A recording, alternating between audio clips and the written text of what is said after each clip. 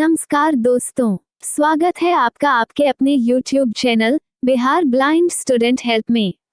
दोस्तों, आज के होम साइंस एपिसोड में अध्याय 6 जिसका नाम है परिवार नियोजन कल्याण, पूरे अध्याय एक ही वीडियो में सुनेंगे। प्यारे दोस्तों, इस वीडियो में बताए गए सभी जानकारी एवं तथ्यों को ध्यान से सुने। अगर हो सके तो उन्हें नोट भी कर सकते हैं ताकि परीक्षा के समय आपके सामने प्रश्नों का पर्याप्त संग्रह हो जाएंगे, जिससे आपको रिवीजन करने में मददगार साबित होगा। वीडियो में आगे बढ़ने से पहले आपसे एक रिक्वेस्ट है, यदि आप इस चैनल पर नए आए हैं तो चैनल को सब्सक्राइब कीजिएगा, वीडियो को लाइक और दोस्तों और सहपाठियों के साथ शेयर कीजिएगा। अपनी कीमती राय कमेंट में जरूर लिखिएगा। आगे इस चैनल पर किस तरह का कंटेंट देखना पसंद करेंगे, क्योंकि इस चैनल पर इसी तरह के से इन्फॉर्मेटिव हेल्पफुल वीडियो लाया जाएगा आने वाले समय में और भी यूनिक होने वाला है, इसलिए आप इस चैनल से जुड़े रहें। आइए दोस्तों, सुनते हैं मीनाक्षी मैम से। क्लास 10 होम साइंस फिजियोलॉजी की बुक यूनिट 5 का 6 चैप्टर परिवार नियोजन ब्रैकेट में कल्याण। पहला टॉपिक परिवार नियोजन का महत्व, इम्पोर्टेंस ऑफ फैमिली प्लानिंग। सुखमय परिवार समाज एवं राष्ट्र के लिए परिवार नियोजन यानी फैमिली प्लानिंग परम आवश्यक है। परिवारों से ही समाज बनता है और समाज से राष्ट्र। यदि परिवार ही दुखी है तो समाज और राष्ट्र सुखी कैसे हो सकता है। स्वस्थ परिवार के बिना मनुष्य के व्यक्तित्व का विकास संभव नहीं है। अतः व्यक्ति के समुचित विकास के लिए परिवार का सुखी, संपन्न एवं स्वस्थ होना आवश्यक है। छोटा परिवार ही स्वस्थ, सुखी एवं संपन्न हो सकता है। छोटा परिवार ही सुख का आधार है। आज परिवार की अपेक्षित आय घटती जा रही है तथा आवश्यकताएं बढ़ती जा रही हैं। महंगाई की मार से सीमित आय वाले माता पिता अपने बच्चों के भरण पोषण तथा अन्य आवश्यकताओं की समुचित व्यवस्था करने में असमर्थ हैं। अवांछित बच्चों के कारण माता पिता बच्चों एवं परिवार के सदस्यों को आवश्यक मौलिक सुविधाओं से वंचित होना पड़ता है। विकास के सारे बड़े बड़े कार्यक्रम बढ़ती जनसंख्या के कारण छोटे पड़ जाते हैं। छोटे परिवार से ही देश, समाज और हमारा हित हो सकता है और वही सुखी परिवार हो सकता है।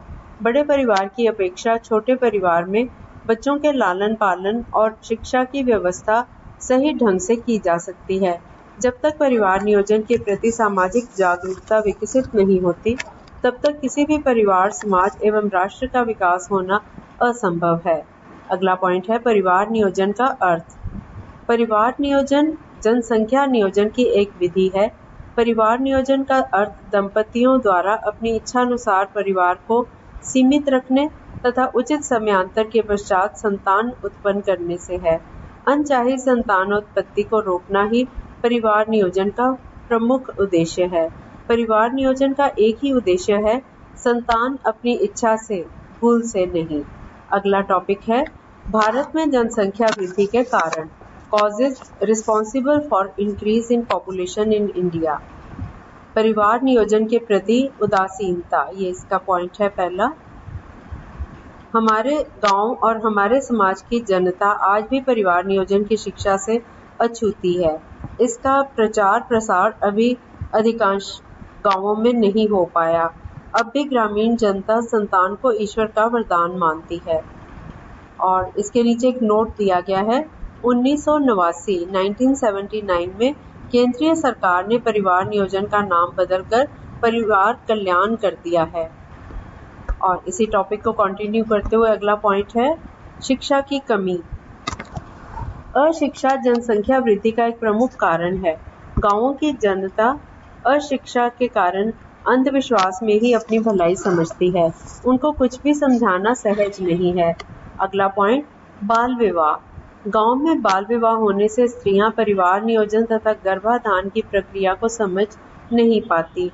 यही वजह है कि बच्चे जल्दी जल्दी हो जाते हैं, जिसके परिणाम स्वरूप और बच्चे, माँ और बच्चे दोनों ही कुपोषण के शिकार हो जाते हैं। अगला पॉइंट है भारतीय अंधविश्वास। भारत की अधिकांश जनसंख्या में अंधविश्वास व्याप्त है, जिसके कारण प्रत्येक व्यक्ति पुत्र प्राप्त करना परम आवश्यक समझता है। धर्म ग्रंथों में पुत्र के महत्व को समझाया गया है, जिसके परिणाम स्वरूप पुत्र की आशा में अनेक लोग अपना परिवार असीमित कर लेते हैं। अगला पॉइंट है मनोरंजन के साधनों का अभाव। गांवों में या गरीब जनता के लिए सस्ते मनोरंजन के साधनों की कमी है या है ही नहीं। इसलिए गरीबों के लिए सबसे सस्ता और उपलब्ध साधन शारीरिक भोग विलास है, जिसके फलस्वरूप जनसंख्या में वृद्धि होती जाती है। अगला पॉइंट अत्यधिक जनसंख्या की बुराइयां। जब तक जनसंख्या नियंत्रण कार्यक्रम तेजी से लागू नहीं किया जाता तथा जनसंख्या को ऐसे स्तर पर स्थिर नहीं रखा जाता जो हमारे साधनों से मेल खाता हो, तब तक पूर्ण रोजगार एवं कल्याणकारी राज्य की स्थापना के राष्ट्रीय उद्देश्य पूरे नहीं हो सकते। जनसंख्या वृद्धि देश की आर्थिक प्रगति में एक बाधा है। बढ़ती हुई जनसंख्या के फलस्वरूप गरीबी, भुखमरी, बेकारी, बीमारी तथा आवासीय समस्याएं बढ़ती जा रही हैं। अगला टॉपिक है जनसंख्या वृद्धि से होने वाली बुराइयां। Ill effects of increase in population. पहला पॉइंट विकास प्रक्रिया में रुकावट। जनसंख्या विस्फोट आर्थिक विकास में मुख्य रुकावट है। इसके कारण देश में बेरोजगारी, निर्धनता, कुपोषण तथा आवास की समस्या ने गंभीर रूप ले लिया है। परिवार नियोजन द्वारा जनसंख्या पर नियंत्रण रखकर विकास की प्रक्रिया को तीव्र किया जा सकता है। अगला पॉइंट जनसंख्या वृद्धि के कारण औद्योगिक विकास में रुकावट। औद्योगिक विकास की प्रक्रिया में भी बढ़ती हुई जनसंख्या बाधक है। अत्यधिक उपभोग के कारण बचत नहीं हो पाती, क्योंकि औद्योगिक विकास पूंजी निर्माण पर तथा पूंजी निर्माण बचत पर निर्भर है। बढ़ती जनसंख्या को खिलाने के लिए आवश्यक खाद्यान्नों के उत्पादन पर अधिक ध्यान दिया जाने लगा है। इससे उद्योगों के लिए आवश्यक कच्चे माल के उत्पादन में कमी आ गई है। अगला पॉइंट जनसंख्या वृद्धि के कारण बेरोजगारी की समस्या। श्रम शक्ति भी देश की जनसंख्या के साथ साथ ही बढ़ रही है। इससे बेरोजगारी की समस्या भी बढ़ती जा रही है। जनसंख्या की दर से काम या रोजगार नहीं बढ़ पाता। अगला टॉपिक है परिवार नियोजन से लाभ। Advantages of family planning. जनसंख्या में अत्यधिक वृद्धि होने से जीवन स्तर में गिरावट आ जाती है तथा समाज एवं राष्ट्र को अनेक समस्याओं का सामना करना पड़ता है। इसका केवल एक ही विकल्प है, छोटा परिवार। आज भारत के प्रत्येक नागरिक का यह कर्तव्य है कि वह राष्ट्र के कल्याण के लिए छोटा परिवार रखने में अपना सहयोग दे। अगला पॉइंट छोटे परिवार के लाभ। केवल बेकारी के कारण हमारे युवक समुदाय में आक्रोश पैदा हो रहा है। तरह तरह के अपराधों का जन्म हो रहा है। जनसंख्या में कमी से लोगों को अधिक से अधिक काम मिलेगा तथा जीवन स्तर में सुधार होगा। अगला पॉइंट पर्याप्त खाद्य सामग्री। परिवार में कम सदस्यों के रहने से कम आय में भी प्रत्येक सदस्य को संतुलित आहार प्राप्त होता है। परिणाम स्वरूप स्वस्थ परिवार एवं स्वस्थ समाज का निर्माण होता है। अगला पॉइंट मातृ एवं शिशुओं की मृत्यु दर में कमी। छोटा परिवार रहने से स्त्री को गर्भावस्था में पर्याप्त पौष्टिक भोजन मिलता है तथा सभी प्रकार की आवश्यक चिकित्सा भी मिलती है, जिससे वह स्वयं निरोग रहकर एक स्वस्थ एवं निरोग संतान को जन्म देती है। इस कारण माता तथा शिशु की मृत्यु की संभावना कम होती है। नेक्स्ट पॉइंट रहन सहन के स्तर में सुधार। परिवार सीमित होने से प्रत्येक सदस्य सुखी रहता है।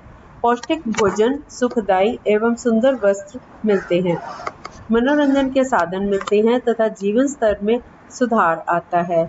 अगला पॉइंट भूमि का बंटवारा। गांवों में या शहरों में परिवार छोटा होने से भूमि के टुकड़े नहीं होते। प्रत्येक सदस्य को उसकी सुविधानुसार भूमि प्राप्त हो जाती है। भूमि पर अधिक भार भी नहीं पड़ता। पैदावार अच्छी होती है तथा परिवार खुशहाल रहता है और देश की आर्थिक स्थिति में सुधार आता है। अगला पॉइंट बच्चों को अच्छी शिक्षा। परिवार छोटा रहने से बच्चों को उचित शिक्षा मिल पाती है तथा माता पिता बच्चों की शिक्षा पर उचित समय तथा मार्गदर्शन दे सकते हैं। वे उन्हें बगैर आर्थिक कठिनाई के उच्च शिक्षा भी प्रदान कर सकते हैं। अगला पॉइंट स्वास्थ्य सुधार। परिवार का स्वास्थ्य सुधार भी सीमित परिवार में ही संभव है तथा बीमारियों का उपचार भी समय पर हो जाता है। छोटे परिवार वाले स्वस्थ एवं सुखी होते हैं तथा कम जनसंख्या होने से सरकारी स्वास्थ्य विभाग भी अधिक सुचारू रूप से नागरिकों के स्वास्थ्य की देखभाल कर सकता है। सभी को शिक्षा एवं चिकित्सा सुविधाएं भी प्राप्त होती हैं। भोजन, वस्त्र, आवास तथा शिक्षा मिलने से व्यक्ति और समाज का समुचित विकास होता है। जनसंख्या को कम करने तथा छोटा परिवार बनाने के लिए परिवार नियोजन कार्यक्रम को सरल, सुगम तथा रोचक बनाना चाहिए। अगला टॉपिक है परिवार नियोजन की पद्धतियां, सिस्टम्स ऑफ फैमिली प्लानिंग। जन्म नियंत्रण यानी बर्थ कंट्रोल या परिवार नियोजन अविकसित एवं विकासशील देशों की सबसे बड़ी आवश्यकता है। अतः आर्थिक विकास तथा उससे होने वाले लाभ को आम जनता तक पहुंचाने के लिए जन्म नियंत्रण आवश्यक है। परिवार नियोजन के लिए अनेक प्राकृतिक और कृत्रिम साधन उपलब्ध हैं। इसके लिए शादी के कम से कम 3 से 5 साल तक कोई बच्चा जन्म ना ले, इसका ध्यान प्रत्येक नव दंपति को रखना है। संतानों की संख्या 2 से अधिक ना हो, इसके लिए प्रत्येक दंपति को प्रयत्नशील रहना चाहिए। दंपतियों को अपने स्वास्थ्य को ध्यान में रखते हुए 2 बच्चों के जन्म के बीच कम से कम 3 साल का अंतराल अवश्य रखना चाहिए। और अगला टॉपिक है जन्म नियंत्रण के साधन, मीन्स ऑफ बर्थ कंट्रोल। जन्म नियंत्रण के अनेक प्राकृतिक और कृत्रिम साधन हैं। सभी कृत्रिम साधनों की जानकारी दंपतियों को सरकारी स्वास्थ्य विभाग कार्यालय से प्राप्त हो सकती है। टॉपिक का अगला पॉइंट है मुख्य कृत्रिम साधन। गर्भ धारण को रोकने के लिए पिल्स का उपयोग महिलाओं द्वारा किया जाता है। प्रति माह 21 दिन गोलियों के उपयोग से गर्भ नहीं रहता। नंबर 2, लूप या कॉपर टी। इसका उपयोग भी स्त्रियों द्वारा किया जाता है। इसे डॉक्टर द्वारा आसानी से लगवाया जा सकता है। यह जन्म नियंत्रण का एक प्रभावकारी साधन है। तीसरा पॉइंट, डायाफ्राम जेली। इनका उपयोग महिलाओं द्वारा किया जाता है। चौथा पॉइंट, गर्भपात। गर्भपात भी जन्म नियंत्रण का एक साधन है। अब भारत सरकार ने भी गर्भपात को कानून वैध करार कर दिया है। और पांचवा पॉइंट, बंध्याकरण। यह स्त्रियों तथा पुरुषों दोनों के लिए संभव है, परंतु पुरुष बंध्याकरण अधिक सुविधाजनक है। बच्चों की पर्याप्त संख्या के बाद एक छोटे ऑपरेशन द्वारा नसबंदी कर देने से गर्भधारण की संभावना प्रायः समाप्त हो जाती है। क्लास 10 होम साइंस यूनिट 5 का 6 चैप्टर की प्रश्नावली। वस्तुनिष्ठ प्रश्न। पहली टाइप, सही उत्तर का संकेताक्षर क, ख, ग या घ लिखें। पहला प्रश्न, परिवार नियोजन आवश्यक है क्योंकि क, इसे अपनाने वालों को आर्थिक सहायता मिलती है। ख, यह एक राष्ट्रीय योजना है। ग, इससे परिवार में समस्याएं कम होंगी तथा सदस्यों को अधिक सुविधाएं प्राप्त होंगी। घ, इनमें से कोई नहीं। प्रश्न नंबर 2, जनसंख्या विस्फोट की बुराइयां हैं। क, निर्धनता। ख, कुपोषण। ग, क एवं ख दोनों। घ, इनमें से कोई नहीं। दूसरी टाइप है रिक्त स्थानों की पूर्ति करें। नंबर 1, डैश परिवार हर सुख का आधार है। नंबर 2, परिवार नियोजन डैश नियोजन की एक विधि है। नंबर 3, जनसंख्या डैश जनसंख्या वृद्धि का एक प्रमुख कारण है। और इसके बाद नंबर 4, अनचाही संतानोत्पत्ति को रोकना हर डैश का मुख्य उद्देश्य है। नंबर 5, बड़ा परिवार डैश का कारण है। नंबर 6, डैश परिवार राष्ट्र के लिए परम आवश्यक है। नंबर 7, 2 बच्चों के जन्म के बीच डैश वर्ष का अंतराल होना चाहिए। और इसके बाद लघु उत्तरीय प्रश्न। पहला प्रश्न, भारत में जनसंख्या वृद्धि के किन्हीं 5 कारणों का उल्लेख करें। प्रश्न नंबर 2, जनसंख्या वृद्धि से क्या हानियां हैं। और अंत में दीर्घ उत्तरीय प्रश्न। पहला प्रश्न, छोटे परिवार से क्या लाभ हैं, समझाकर लिखें। प्रश्न नंबर 2, परिवार नियोजन की विभिन्न पद्धतियों पर प्रकाश डालें। नंबर 3, अत्यधिक जनसंख्या वृद्धि से क्या हानि है। नंबर 4, भारत में जनसंख्या वृद्धि के कारणों का उल्लेख करें। नंबर 5, छोटा परिवार सुखी परिवार पर एक निबंध लिखें। नंबर 6, छोटे परिवार से होने वाले लाभ लिखें। वीडियो को देखने के लिए धन्यवाद। यदि आपको यह वीडियो अच्छा लगा तो लाइक, शेयर और सब्सक्राइब दोस्तों के साथ शेयर करें। जल्द ही प्रस्तुत करेंगे आपकी सेवा में आपके समक्ष अगला अंक। तब तक अपना ध्यान रखिए, मन लगाकर पढ़ाई कीजिए। धन्यवाद।